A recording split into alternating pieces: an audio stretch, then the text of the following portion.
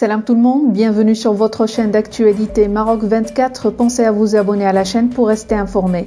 Nous sommes le mardi 14 février 2023. On a choisi de vous parler des voix qui s'élèvent au sein du milieu politique français contre l'attitude des députés macronistes au Parlement européen.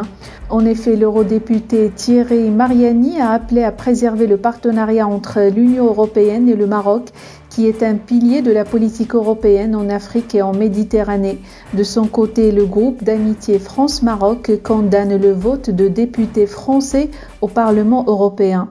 Plus de détails dans cette revue de presse tirée des sites d'information tels qu'Elez Presse, mais avant, je vous laisse avec l'intervention de Thierry Mariani au Parlement européen. L'Union européenne et le Maroc sont au plus mal. Le vote de la résolution du Parlement européen remettant en cause la décision de la justice marocaine au sujet d'Omar Hadi a été le détonateur d'une crise qui couvait depuis longtemps. Alors que le Royaume du Maroc est un pilier de notre politique en Afrique et en Méditerranée, cette situation est particulièrement inquiétante.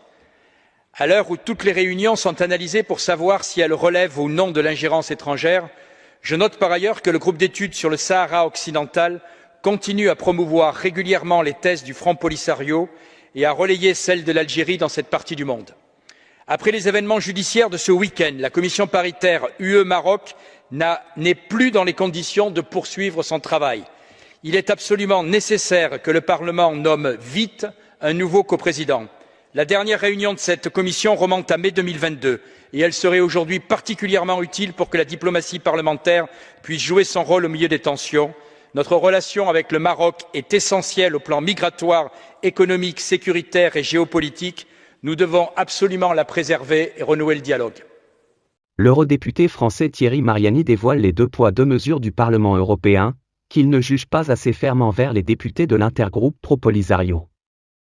Lors d'une séance plénière tenue lundi, l'eurodéputé du Rassemblement national a appelé le Parlement européen à renouer le dialogue avec le Maroc, un pilier de la politique européenne en Afrique et en Méditerranée. Les relations avec le Maroc sont essentielles sur les plans migratoires, économiques, sécuritaires et géopolitiques, a souligné l'eurodéputé, mettant l'accent sur la nécessité de préserver et renouer le dialogue avec le Royaume.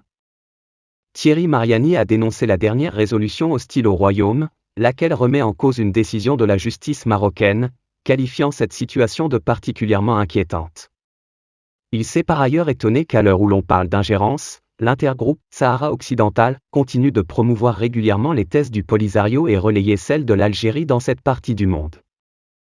De son côté, le président de la Commission des Affaires étrangères et de la Défense du Sénat français et président du groupe d'amitié France-Maroc au Sénat, Christian Cambon, a réagi à la résolution du Parlement européen sur la liberté de la presse au Maroc, votée par des députés français de la majorité présidentielle, alors que les députés du RN de Marine Le Pen ont eux voté contre cette résolution. Ce vote a provoqué la surprise de Christian Cambon, qui s'est insurgé dans un communiqué de ce vote des députés français, pourtant proches de la majorité qui préfèrent joindre leur voix aux adversaires habituels du Maroc. Cambon dit avoir pris connaissance avec étonnement du vote par le Parlement européen d'une résolution condamnant la détérioration de la liberté de la presse au Maroc, et a critiqué celles et ceux qui ont voté pour la résolution.